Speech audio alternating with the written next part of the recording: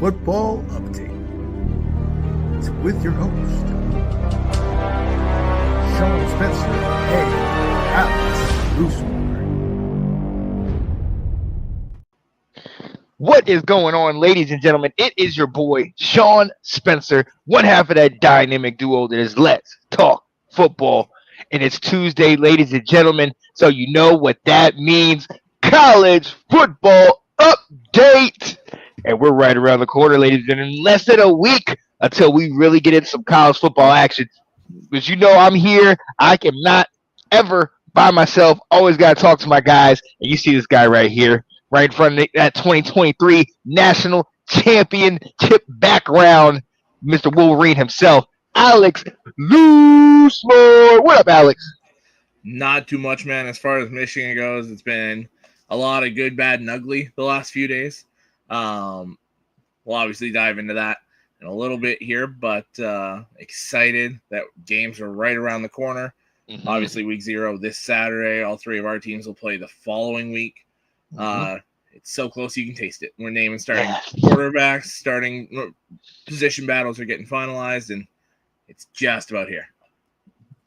Cannot wait to get into some real college football that I don't have control over, like college football 26. Yeah. Oh, man. But you see that guy normally in front of touchdown Jesus, but he's been through a lot with this back and forth on who's going to be his quarterback. So he's in front of the brick wall called his defense. My guy, E.K. Holiday. What up, Eric? Oh, what up, Sean? You had to do No, good day. Good day to be a college football fan. Yeah, I got a couple guys over my shoulder. Former enemies, now friends. Mm-hmm. And yeah, it's a great day. And I can't wait to talk some Big Ten football here with you guys. So should be a good time. Oh yeah, I know you're excited. And speak of that Gamecock, I think he's in here. Are you too scared to show your South Carolinian face? Not so fast with this Gamecock talk here, okay? I am excited and I came prepared, gentlemen. I was gonna say tonight, I was waiting. We are talking about the Big Ten, and I've been waiting for this moment for most of the offseason, had a chance to learn about these teams. We have an opportunity to talk about one of the conferences in the nation. And when looking at this, have you ever gone to the gym? And every gym has this, and you see a guy who all he does is lift. He focuses on shoulders. Then he focuses on his arms and chest. He's so top heavy, he forgets about his legs. He doesn't do squats. He doesn't do lunges. He does no calf raises. That is what we get to talk about tonight. We have elite at the top. Our shoulders are popping. We look good in polos. Yeah, we talked SEC last week. We're talking Big Ten tonight. This is full body workout here. We forget about the bottom. That's why we're all sitting right now. That is what we get to talk about, because it is going to be. There are some elite programs that we get to talk about, and I'm excited. And none of the elite programs will be worn by me today. I can guarantee you. Let's go. What an entrance by my guy, Will Kramer, with the Minnesota and Wisconsin, a house divided. He roots for whoever his wife allows him to at certain times. We know he's got to root for the family. Oh man, exactly. But look, we're all here together. It's Tuesday night. College football is back this Saturday, gentlemen. Finally, we are back. College football is here. Now, mind you, this is just week 0, like you alluded to, Alex. None of our teams are playing. However, there are some games going on. Iowa State plays Kansas State in Dublin, right? Yep. Mm-hmm. Yeah. Great way to start the year. Then you have a lot of the rest. Idaho State plays UNLV. Fresno State plays Kansas. Sam Houston State plays Western Kentucky, and then the nightcap or in the evening, Stanford playing Hawaii. So Obviously, it's just that first game that's really gonna kind of have some attention. But I will say this, gentlemen, both those teams are ranked. I mean, normally on week 0, you might get an HBCU matchup, an FCS, matchup, something like that. You don't normally get a ranked matchup with two teams that, the Big 12, if things go right for them, they could potentially be around later in the year. So what does this mean for college football and also the Big 12?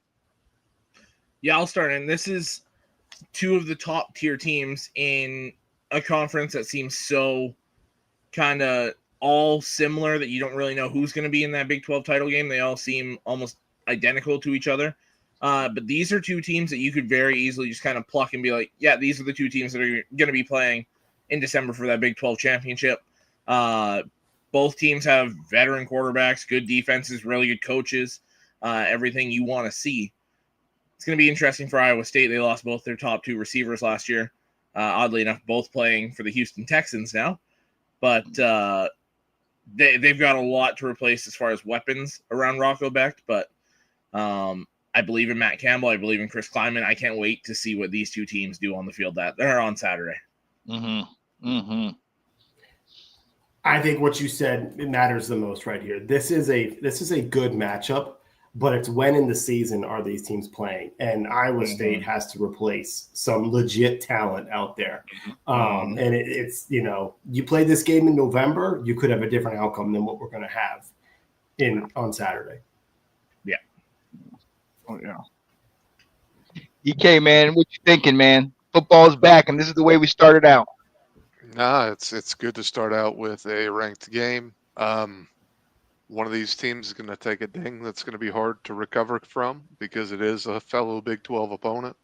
The interesting thing, or most interesting thing for me, is getting to watch Avery Johnson develop a little bit more. He's a very interesting athlete at quarterback. And then one-time Irish commit, one-time Colorado running back, Dylan Edwards. That guy lightning in a bottle, electric. So, expecting to get to see some big plays. Someone really lighting it up on Saturday. So, Dylan Edwards, watch out, man. Does Avery Johnson and Dylan Edwards, who do they play for? K-State. K-State, baby. Okay. Yep. Yeah. Gotcha. The purple and silver. So hey, shout out to them. I'm also a fan of Avery Johnson and K-State, man. So I'm really eager to see this game. And then obviously for those of us that have been waiting for that moment that college football came back, I will be watching Western Kentucky and Sam Houston. I will be watching Stanford and Hawaii. I will watch all of them because I've been waiting so long for this game. That Kansas Fresno State game is kind of underrated too. Obviously not for people that just, kind of watch Power 4 or their team specifically, but I mean, I got to watch Fresno State play against us last year, and they're a damn good group of 5 football team, and they're replacing their quarterback, who was a big-time group of 5 quarterback, Mikey Keene. Kurt Warner's son, E.J. Warner, is the guy taking over at the helm there. So, yeah, very interested to see Fresno State. Kind of keep an eye on that on the side. Probably won't watch the entire game, but I kind of pop in and out. Oh, yeah. Don't forget about that Kansas quarterback either. Yeah, Jalen Daniels last year. He can play. Yes. Absolutely. And then we know they lost Devin Neal, one of the guys we were looking at coming out, and that's going to be, let's see how they replace that. That's going to be interesting. And obviously also the UNLV game with all the change in coach and the change in players. Let's see what happens there. I'm definitely eager to see that. But look, we got to get into it because, like we said, the football season is around now. None of our team will be playing in that first week, but we will be playing in week 1 the following week. Last week, if you watched us, we allowed our guy Will Kramer, who is wearing different attire this week. We allowed him to talk about the SEC, who he says is the best conference in all of college football. But this week, we're going to switch up to the other conference that always that self-proclaimed the best and And we holder got of the two last. natties to prove it. You're right. Holder of the last 2 national championships. We will be talking Big Ten. I love the analogy. We will be talking Big Ten. We'll be talking about some sleepers, who are the best of the rest, and then obviously giving our picks to win the division, or win the conference. But first and foremost, before we do that, there has been some news. If you have followed Michigan football over the last several years, obviously they've won a number of games. They won a national championship. Then Harbaugh and a lot of the team leaves. There was a lot of speculation. Some things came out. Connor Stallion's name became synonymous with sign stealing, and there have been some penalties doled out. Obviously, the team kind of did the self-imposed, but the NCAA said, "No, we got to lay down the law." So, Alex, I'm going to send it to you. We see what you have and behind you. That's not going to be affected. That was one on the field. Everybody's good with that national championship. However, your team did get hit with some stuff. Talk about what's going on. Yeah, so they announced it on, I believe it was Friday morning for me, afternoon for most people. Came out with the full penalty. So we had the self-imposed 2-game suspension this year. Odd choice for week 3 and week 4. Makes sense because Sharon Morris, an Oklahoma alum, wants to go against his former team. It's a self-imposed one, so they chose those 2. They added on the first game in 2026. He will be suspended for the opener next year, which I'm seeing dueling reports. We're playing Western Michigan. We're technically the home team, but there's reports that we're playing that game in Germany. So there's a good chance our head coach won't be there for our international game to open next year. I'm not sure if it's like the Harbaugh suspension. I think it is, where he can like coach during the week, help game plan and everything. He's just not in the building on Saturdays. I believe that's how it's going. And they haven't named head coach for those weeks, but I'd imagine it's Biff Poggi, the associate head coach. He was the head coach at Charlotte for a few years. I want to say another place as well. But he has some head coach experience, so I'd imagine he takes over. Allows Chip Lindsey and Wink Martindale to focus on the offense and defense, respectively. The fines. So it's an initial $50,000 fine, 10% of the football budget for the year, which, if you base it off last year, was $70 million. So it would be a $7 million fine. 10% of the total cost of the football scholarships for this year, and loss of all postseason revenue this season and next season. So the total number of that fine isn't a definitive number, but it's likely to land somewhere in between $20 and $30 million, which is near unprecedented fines in the history of college football. There were also, we'll get into an explanation on this term here. There's a 3-year show cause penalty for assistant coach Denard Robinson. If you're a gamer, you know him as the cover athlete for NCAA 14. He was involved in the advanced scouting and some of the recruiting violations. So he has a 3-year show cause. He's left the program. He left the program last year. So he's not around for any of this. There's an 8-year show cause for Connor Stalions and a 10-year show cause added on to Jim Harbaugh's now 14-year total show cause because he had the 4 for the recruiting violations during COVID, and the non-compliance during that didn't really help the investigation, kind of tried to stray them away from what it sounds like. So he has a total of 14-year show cause. This is just them saying, both sides saying, like, okay, we're done. We're never coming back to this. Banned for life. Yeah, it's a lifetime ban for Jim Harbaugh from college football. But yeah, 8 years for Stalions, 3 years for Denard Robinson. Essentially what this show cause is you're essentially blackballing the guy from college football, because if any team was to hire Denard Robinson, Connor Stalions, or Jim Harbaugh during their show cause, they have to sit down with the NCAA and explain why they shouldn't be penalized for hiring those guys, and it would come with a full season suspension right off the bat from them hiring this guy. Yeah, minimum 1 year suspension, and they have to sit and discuss why they shouldn't get more. Obviously, well, not obviously, I wish they wouldn't, but Michigan is placing in to appeal all these penalties. So they're just dragging it all back out. Now, there's been stuff that came out from their report that shows they didn't necessarily have all the evidence that they should have to pin this on them. I mean, it's clear they stepped over that gray area. They went into the gray area. They overstepped. Yeah. They went. They did it. There's no denying they did it. But at the same time, it looks like they didn't necessarily have all the evidence they need to actually pin it.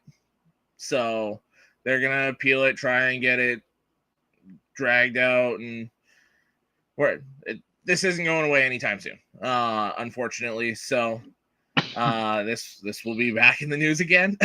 And now their main thing was for no vacated titles, no postseason bans, anything like that, was they didn't want to punish the players now that weren't a part of that. That the coaches and the coaches are all gone. Yeah, the coaches, the administration, all that, they're saying they're the ones that screwed up. They're the ones that went overboard. The players still had to go out on the field and play the games.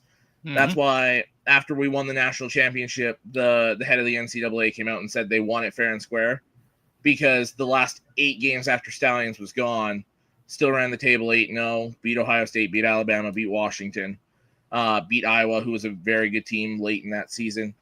So the players still had to go out and get it done. So I'm glad they didn't take anything away from the players. But the coaches and the school should be penalized for going overboard. Absolutely. How is this going to hurt Michigan's football program? How is this going to hurt the University of Michigan's athletic department? It's not going to. How much football supplements? I mean, you look at this. So we said between $20 and $30 million in fines and all that over the next, essentially, most of that's this year. Loss of playoff revenue next year is the only thing that hurts them next year. To compare it, Kansas, who's a much smaller school, just had a donor give $300 million. We have alum that are in like the top 10 to 15 richest people in the world. This isn't, it's not going to hurt the program as much as they're going to intend it to. Jolynn Ellison has already stroked a check. Yeah. That probably donates $20 million on top of everything they were penalized. Well, even someone like Dave Portnoy, who is a total goof, for lack of a better polite word. The moron was essentially just like, yeah, this is a normal person getting fined $5. Like this is nothing. So it looks like this big massive thing. It's unprecedented money, but for the era we're in now, it's a drop in the bucket. And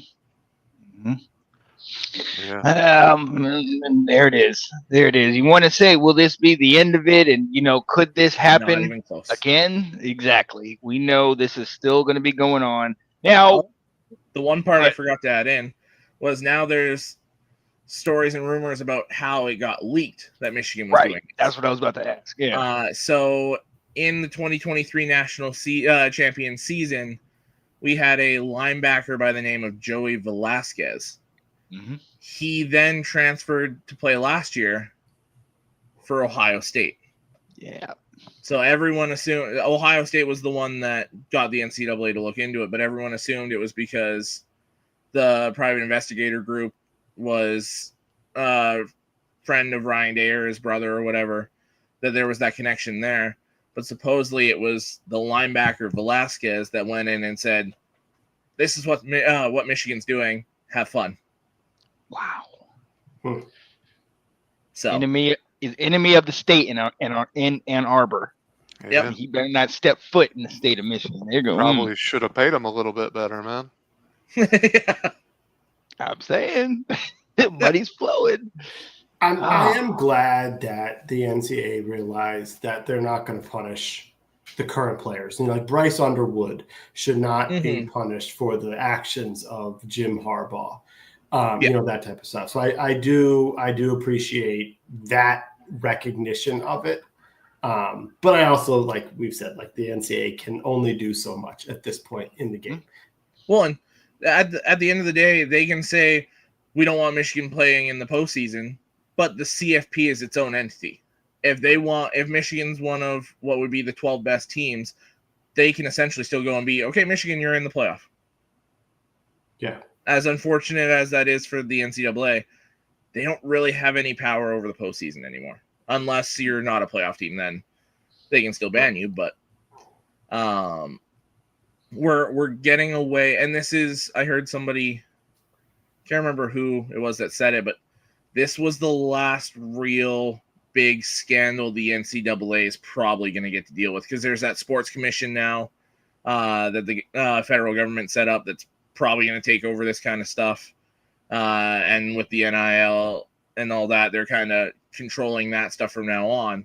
So this is probably the last real big one the NCAA is going to get to deal with. It's weird. Yeah. There's like this weird dichotomy in my head of, the NCAA is better now, and I actually think the punishment, I don't think it's much in the grand scheme of things, but I think they got it right as far as who gets punished, Yes, and all that 100%. good stuff.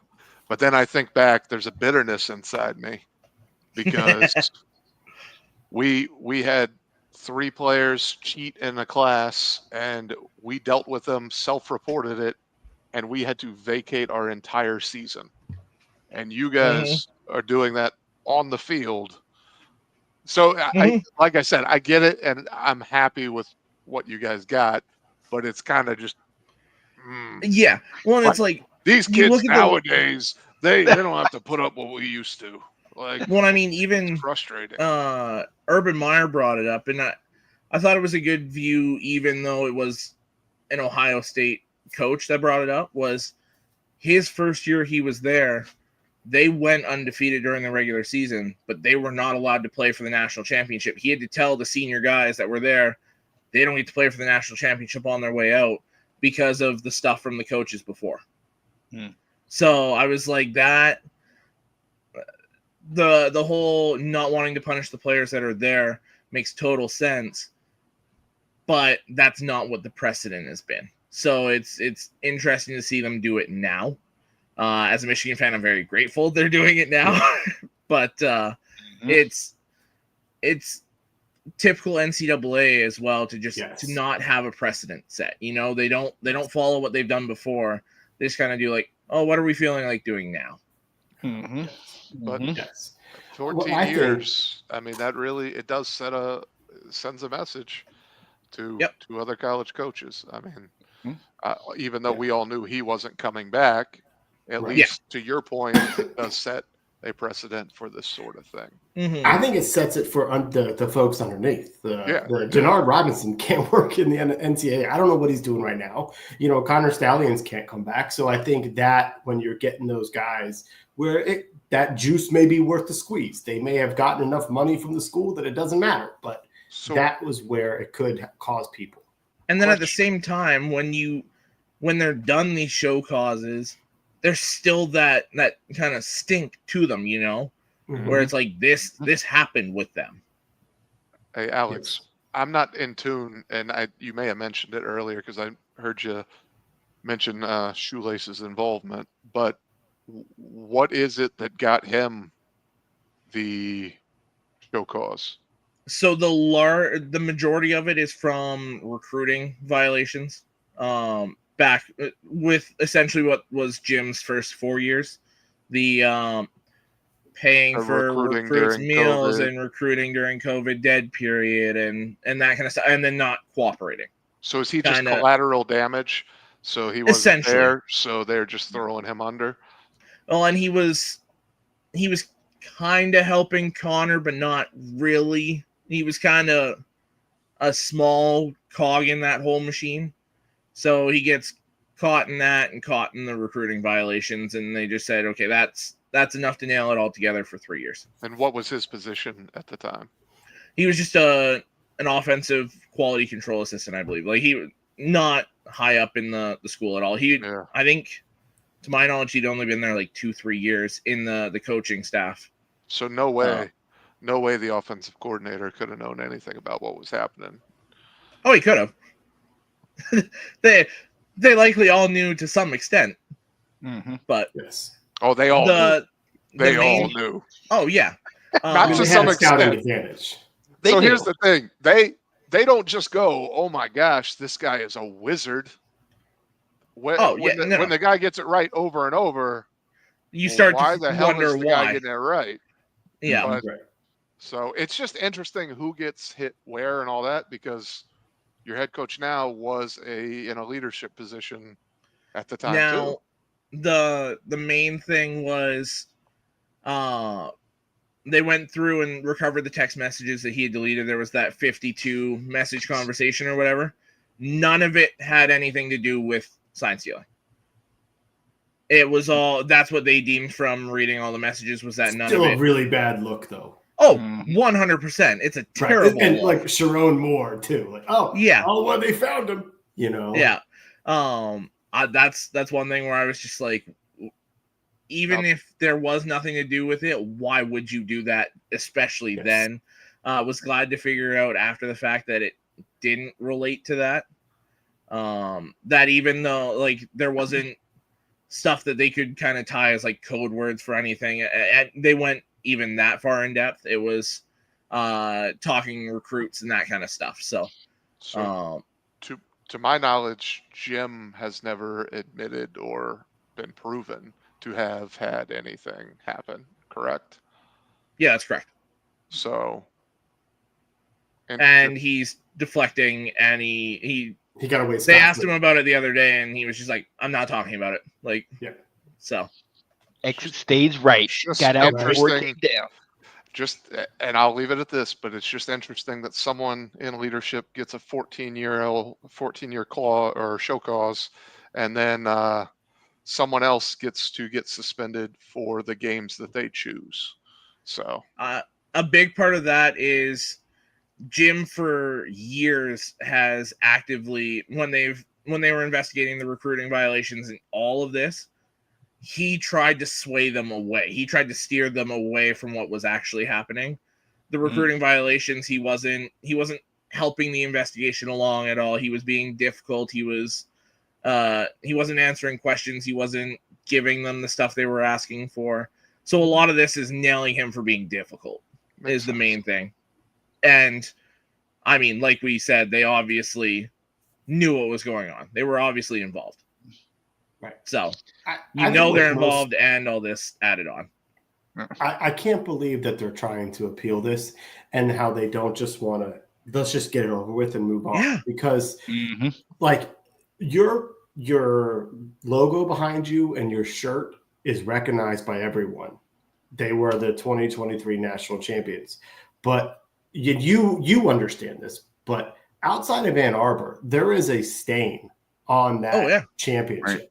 But that was such a big championship for the NCAA because for 20 years, Southern athletes and the spread have dominated the sport.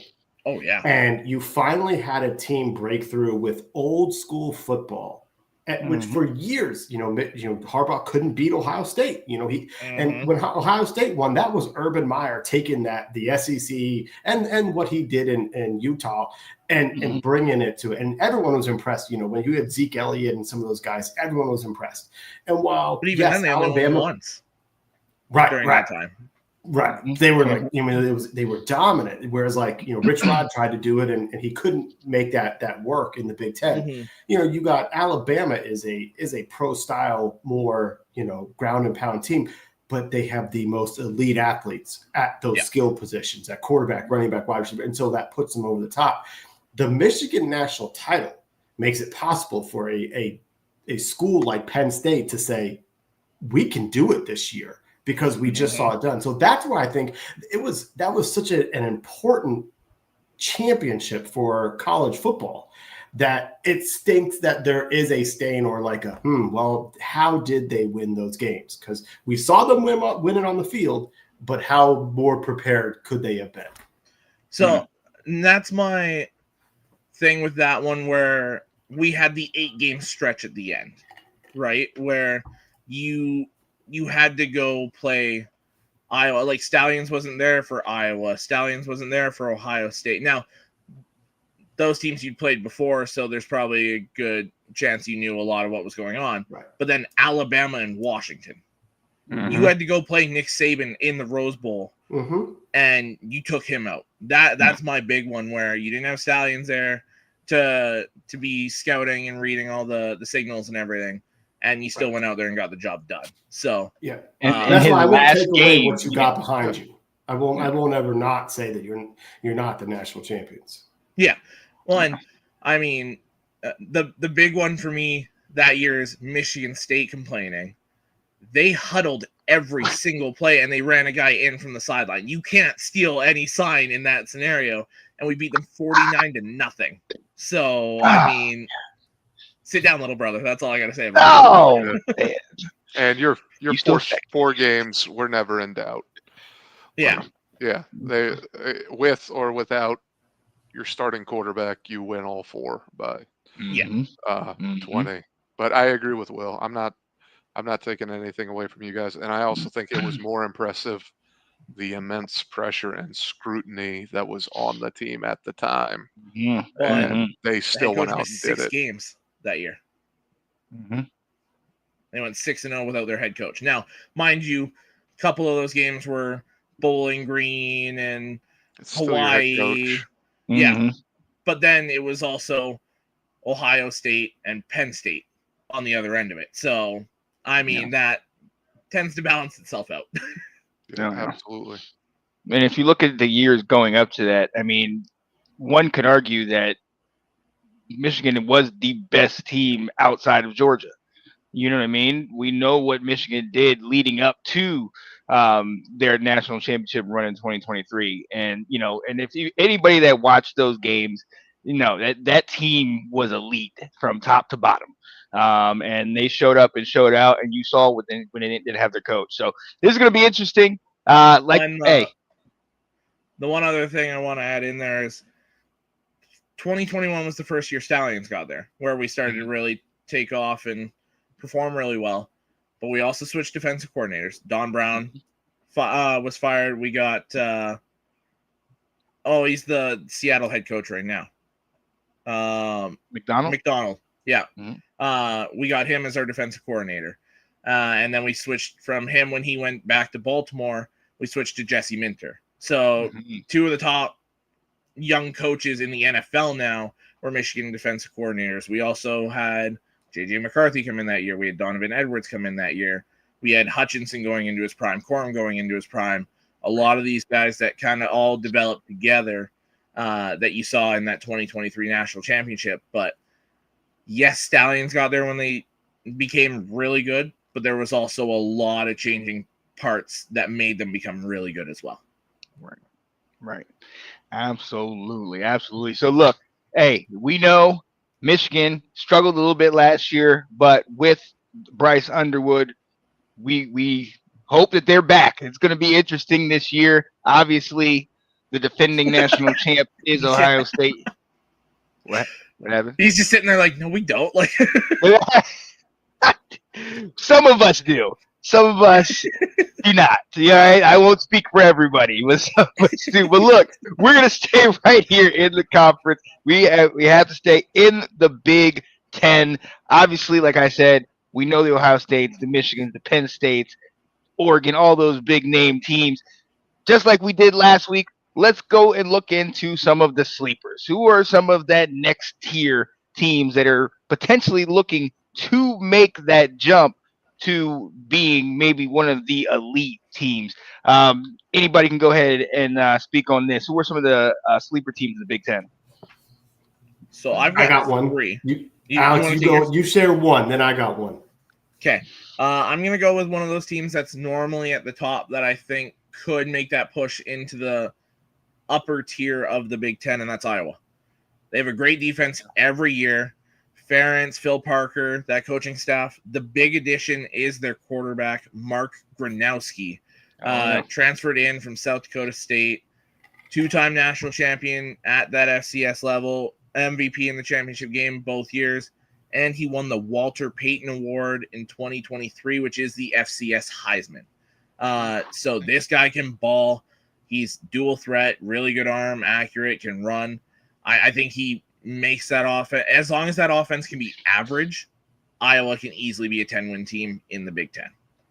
Whoa. Yeah. You keep going. The Big Ten is yours, so you keep giving your teams. All right, my next one is one I've brought up a couple times throughout the offseason here, Illinois. I think this is a team that could sneak into the playoffs given their schedule, the veteran makeup of their team, Brett Bielema being a really good coach, or Bielema, sorry. And this is a team, me being a former offensive lineman, this is a team with a returning group that I think could easily be top 5 in the nation on that offensive line. It's very good, very senior, junior oriented, and they've played together a long time. So I think Illinois is another team that could shock a lot of people, kind of be this year's Indiana, where you think of them, they could be like a good team, but this is a team that could sneak into the back end of the playoff. And my last one, Nebraska. Yes. It's year 3 under Matt Rule.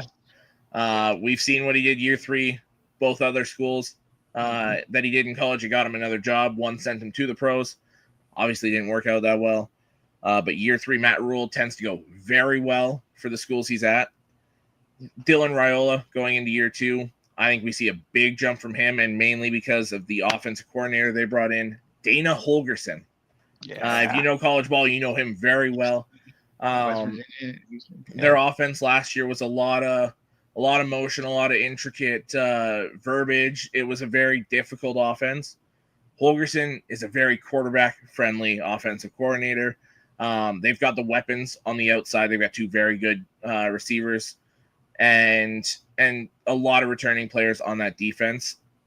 It worries me that one of Michigan's 2 games that Sherrone Moore is suspended for is at Nebraska, because I think that's a team that could steal that game and make a lot of noise in the Big Ten, and potentially, like Illinois, be that 3rd or 4th Big Ten team in the playoff.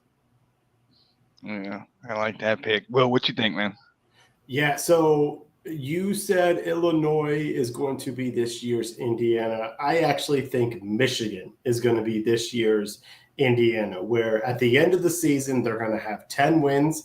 And so you're going to have to put them in, but you're going to look at it and go, well, who the heck did they beat? Yep.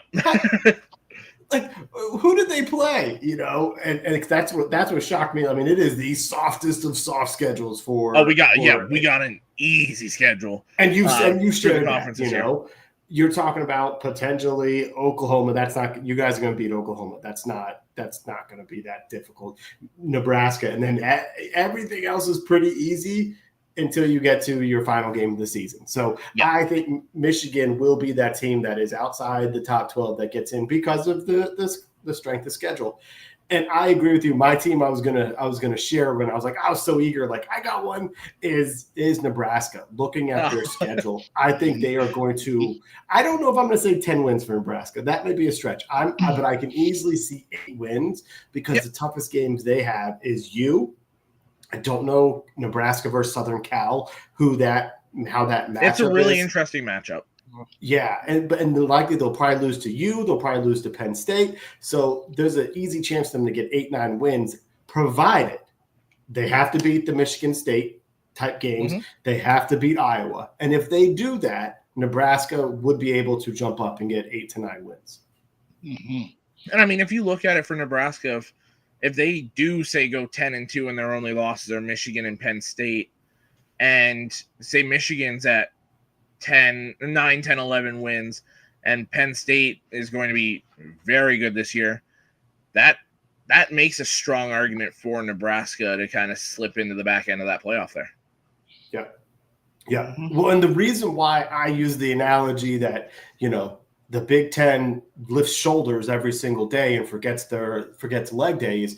Michigan's got an easy schedule. You can see them win 10 games. Penn State has to play Oregon and Ohio State, and that's it. They can win 10 games. Ohio State has a much tougher schedule with Texas, Illinois, Penn State, and Michigan, but they can easily win a bunch of those games. I mean, they're Ohio State. Illinois has easy, like they're probably going to win 10 games. They have an easy schedule with Indiana, Southern Cal, and Ohio State being their only real tests. Oregon has Penn State, Southern Cal, who knows, that West Coast right there, and maybe Indiana. Oregon's probably going to win 10 games. The one is you're looking at Southern Cal. They have to go play Illinois, Michigan, Notre Dame, Nebraska, and Oregon. They got robbed when looking at Michigan's schedule, and then Southern Cal's like, this is not equal. Now, the one thing I will say with the Big Ten where I disagree with you that it's so top heavy, I don't actually think there's that big a gap between, say, the 4th team in the Big Ten and the 10th team in the Big Ten. I'd say Penn State, Ohio State, and Oregon are probably your top 3 still. But then I think you've got Michigan in there, Illinois, Nebraska. Washington will be a much better team this year under year 2 of Jed Fish. USC. Hey, you just watch out for it. USC, Iowa. Like, there's so many teams in that 4 through 10, 11, 12 that are very similar, and they're all really good teams that are going to go under the radar. Like I had a hard time limiting my sleepers to just 3. Right. And then you get to play team number 13, 14, 15, and 16, and you get to play Purdue, and you're like, hey, let's put in the scrubs. Put in the scrubs by the first quarter. We got it. We had teams like that in the SEC last week too. Don't forget that. Nope. I don't see it. Don't forget that. I'll give you Mississippi State. You're right. Mississippi State. There's a couple. Missouri's going to be a top 25 team. Oh, I was talking there. Yeah, because of their schedule. Yeah. It's the same thing as the last 3 years with Missouri. They look really good. They play a good team. They get waxed. Yeah. Very true. Well, what are your thoughts on UCLA? Deshaun Foster's second year. Obviously, they struggled last year, but now getting Nico Iamaleava. You think they could potentially turn it around? I just don't know that there's enough there around Nico.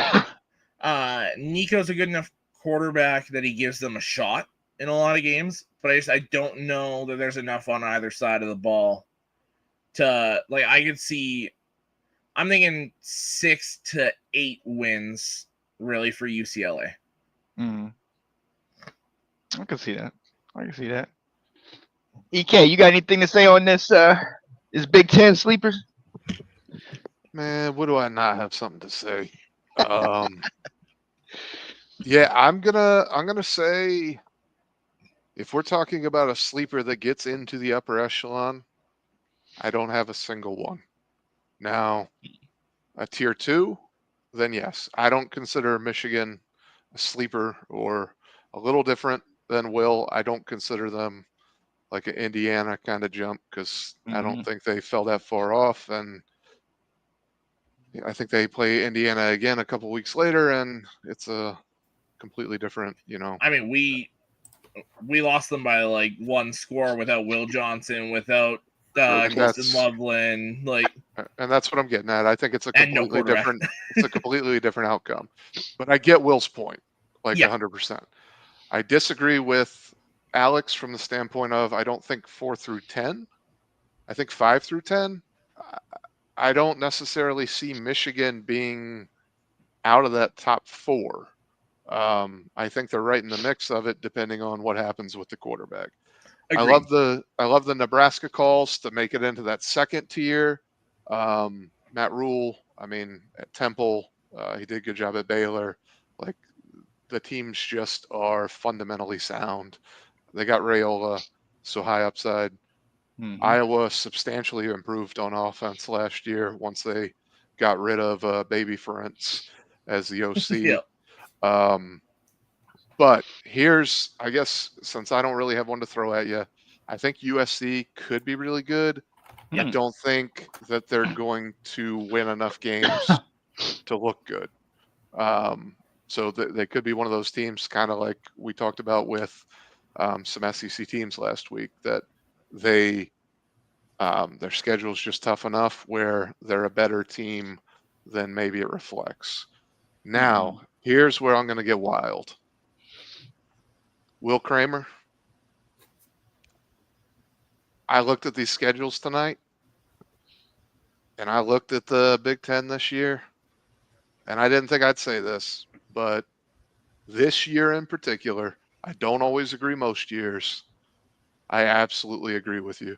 Like last week, we named team after team that I was like, "Ooh, that's a hard schedule." Yep. Oh, that's a hard schedule. Oh, that's a hard schedule. And I went through just like it looks like you did before we started tonight, and I started looking at every team, and I'm like, well, they can all win 10 games. So there was that, one I saw.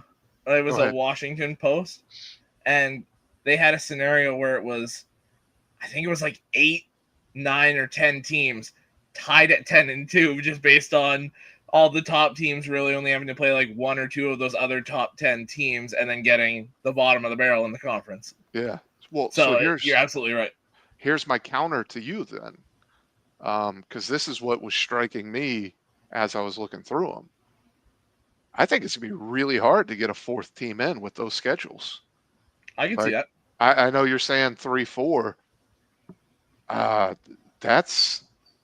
Illinois, if they don't beat Ohio State, what else do they have to like validate that they're a top 12 team? What did Indiana have? To do Yeah. 4.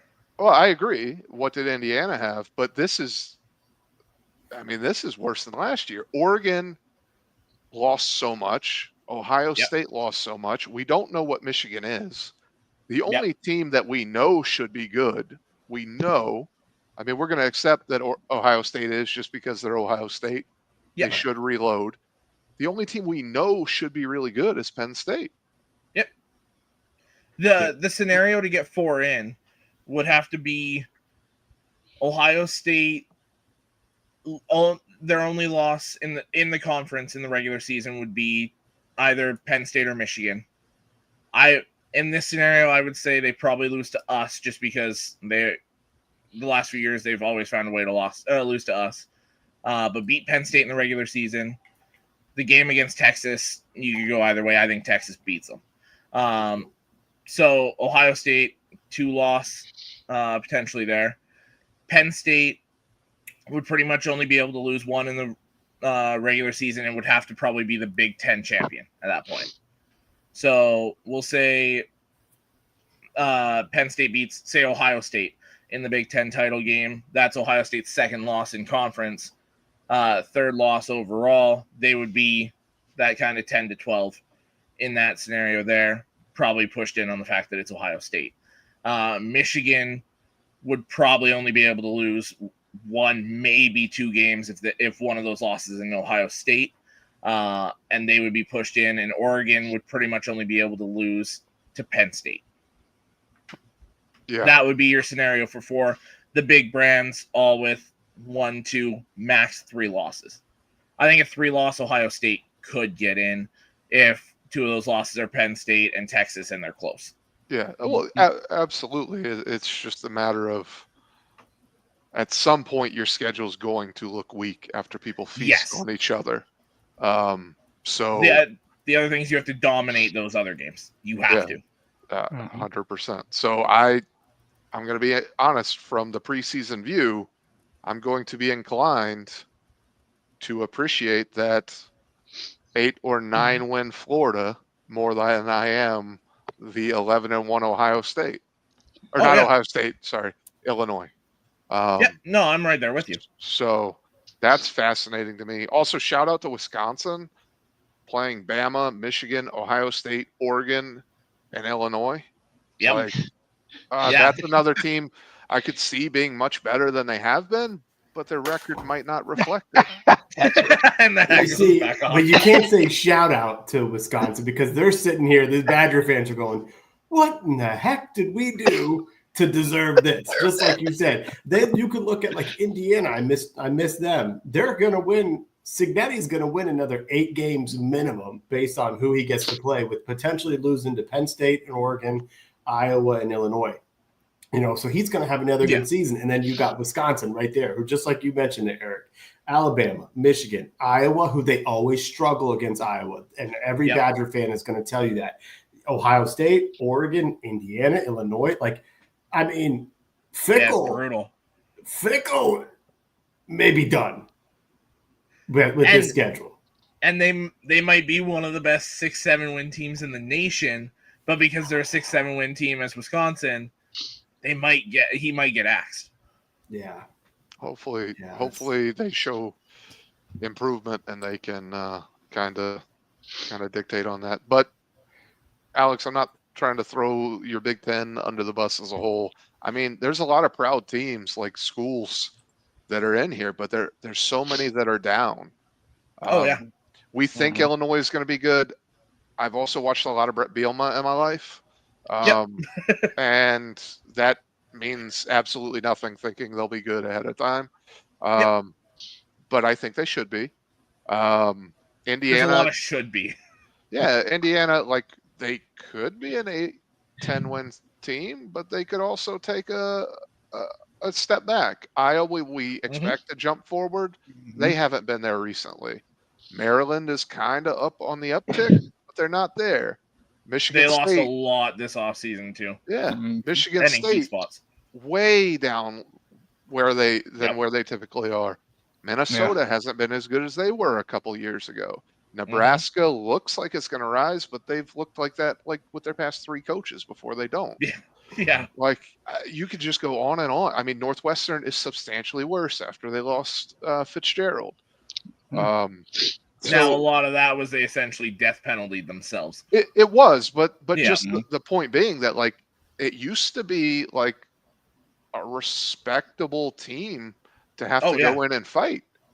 So it's nothing. And then USC, what the heck are they? And USC is one of those ones. It's a typical Lincoln Riley team. You look last year, they went in and played a really good LSU team and beat them week 1. And then it was week 3 or whatever it was, they couldn't handle our run game and we beat them. And then they're so up and down. And he either seems to have the team and not the quarterback, or the quarterback and not the team at USC.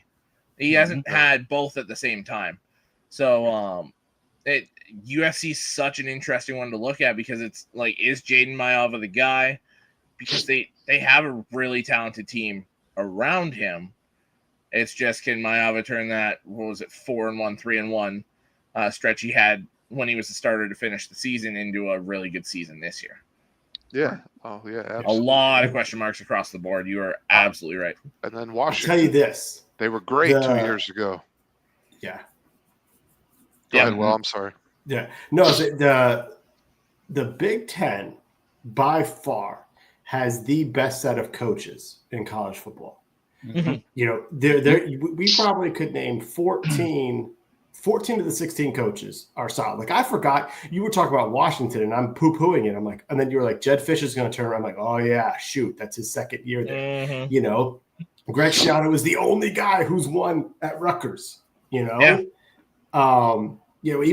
Michigan State, where he hasn't gotten it going, but he showed he could do it in Oregon State. It's you got to give him some time. Yeah. It's really just like you said, EK. It's Northwestern. I have no idea who's running them, and it's such a drastic change from a couple of years ago. And UCLA, what are they doing? With that hire, but the rest of them make sense for the schools. I would even say, if anything, Loxley's a terrible in-game coach, but he's the only guy who can recruit those players out of DC that he gets. I think for me, the reason why I'm not excited about the Big Ten is the 3 teams that I like to watch are all going to be terrible this year, and so there's nothing to be excited about. My in-laws are thrilled that they're no longer season ticket holders for the Badgers because the Fickell era has been awful, and I don't see anything with their roster changing. As much as Billy Football is going to be a better fit for him, he's not Desmond Ridder, and he's not going to turn into that type of guy. And with their schedule, it's going to be tough. And like you said, EK, I mean, Will Kramer is a better program builder than PJ Fleck is at the University of Minnesota. And I don't understand why row the boat. Those talents they can't right. And Fleck came in, like you said, and was so hot at one point, and then it just but that's what he did with Western Michigan was insane, and then I just think that's Minnesota. I think it's a really hard place, and same thing with the shirt I'm wearing right here. Like Malik Washington's going to be an exciting quarterback to watch this year. But Maryland has a tough schedule, and if they don't beat the likes of Rutgers and Michigan State, they may not make a bowl game. They have to win some of those marginal win games. It's depressing for me as a fan. I'm like, this year sucks. I'm just going to watch South Carolina. To throw in on just to add in onto your coaches, because you're absolutely right. Even the Purdue Boilermakers, who you really love, made a hire of a coach that's pretty well respected in football as a whole this past year with Barry Odom. So he's pretty well. So he spent a lot of time at Missouri as like DC, and then he was at UNLV last, I believe. So even that ragtag program has gotten an upgrade at coach there. Yeah. Now with these coaches and talking about, 14 and 16 are legit coaches, we also know, and you guys have just alluded to, all of the lesser half, the leg side of the leg workout that isn't getting any worked out as Will showed us. The Marylands, the Rutgers, the Michigan State, Northwestern, the Purdue's. Do any of those teams, even Wisconsin, do any of those teams make a couple upsets, or are they just pretty well set down in tier 3 and they just need to wait till next year? I mean, there's the saying any given Saturday for a reason. Yes. But, and I mean, there's the one that I always think about. It was like 2017 or 2018. Ohio State was on that dominant roll, and they go into West Lafayette to play Purdue and get the doors beat off them. Yep. That was one of my favorite games to watch that wasn't involving Michigan. That was gorgeous. But there's stuff like that you never know what's going to happen coming in. But I mean, when you're looking at it, I don't expect any of those teams to take one from those top, say, even 10 teams. I think they're all kind of just unfortunately getting pushed down this year. I can't remember everybody that you mentioned, so I don't know. I know you mentioned Wisconsin, USC was in there. USC was or wasn't in there for the bottom tier or the sleepers. Well, you said people who could pull off some upsets. Oh, I said Maryland, Rutgers, Michigan State, Minnesota, Northwestern, Purdue. Oh, okay. I thought you said Wisconsin in there. So. Oh yeah, I did. Yeah, I added Wisconsin. I kind of felt iffy about it, but since Will's got the hat on. Yeah. Oh yeah, I had to get a shot. I could definitely see them pulling one or two off here or there. I think Luke Fickell is a really good coach. I think his problem when he started his program is when he ripped the identity of Wisconsin football out from under him with the OC hire from your beloved Carolina Tar Heels. So, but they're getting back to it. So, I mean, ideally they don't look, or play too dissimilar from the Illinois as far as let's get defense under control and let's run the ball down your throat. Ball. They used to be one of the schools that was running back you. Oh yeah. Shoot, Melvin Gordon, Monte Ball, right. I was gonna say even as recently as 10, 15 years ago, they were still one of the elite running back colleges. Jonathan Taylor. Yep. Not that long ago. And that's a lot of that's because they've been the elite O-line colleges. Or one of them. Which this year they do go back to Wisconsin. They've got nothing but seniors, grad students, corn-fed white boys who have been in the program for 6 years and are now getting a chance to play with knee braces on. It was a long experience on that O-line last year. I remember That's we did the their only preview when I chance. brought that up last year. Yeah. So yeah, they're pretty much down. Obviously, the local team that Will and I followed for years, Maryland. Feel for them. Definitely love what Coach Loxley's doing with those guys. But to your point, yeah, It's such a hard job for him there. it really is. Yes. It really It's is. they have to go back to the ACC, and they're not going to do it for the money, but they just cannot compete in the Big Ten.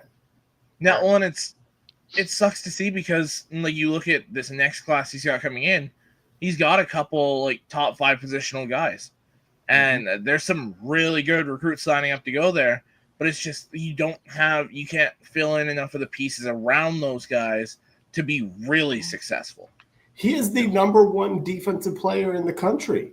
Yeah. That is committed to him. And the guy keeps saying, yeah, no, I'm going to Maryland. I'm from here. He's getting the number 1 tackle to go to Maryland. Mm-hmm. Like you said, he brings in some elite skill players. I always tell Sean, DBs and wide receivers from Maryland are someone to look at in the NFL because they are skilled players. Yep. Banks a couple years ago, Ty Felton last year. I mean, Stephon Diggs. Say his name, Sean. Nick Cross. No, nobody's thinking about that guy. Vernon. I wanted him when we drafted Kirby Joseph. Yeah. Yeah. Sean wouldn't believe me. He's like, don't talk about Nick Cross to me. And then he went second round. And then he got picked up. It's all good. It's all good. Hey, even a broken clock is right 2 times a day. Let's go. But look, hey, we're almost out of here. We got Will to talk for a full hour about the Big Ten, the conference he loves the most. But once a year. Right? But we cannot leave here without giving you our thoughts on who will win the conference. Since we know this guy is in the conference and loves it, I'll start with my guy right here, Notre Dame's finest, EK Holiday. Who wins the Big Ten in 2025? Oh man, you've got me to it. Penn State's schedule is going to put them in the championship game. It's very laughable. The first 3 weeks they play teams that maybe shouldn't be playing Division I football. Yep. Some which aren't. Villanova is on your football schedule. Yep. That's just the. Was that the AD thinking he was working on the basketball? Yeah, I support this. The in-state giving the school a boatload of money. That's what that is. Yeah. To come get their tails whooped. Will and I have had this argument before. I respect his opinion. We disagree. Villanova should not be on anybody's football schedule. I'm with you, EK. I hate the FCS. And then coming to play the top schools. And then they have a bye week before so they play those 3, and they have a bye week before they play their first game of the season. So, first real game of the season. Yeah. So they can go out and run their number ones out there for a quarter, win the game, and they're not actually playing football till week 5. Very similar to how we did it in 2023. So the experience, I'm not in love with Drew Aller. He's a good college quarterback. Those running backs are ridiculous. Yeah. That defense is going to be really good. I mean, they lost their number 1 player, but they have a whole lot of other really good ones. They got the addition of my guy. Why is his name? Jim Knowles, which I think will be an immediate upgrade over last year's DC. I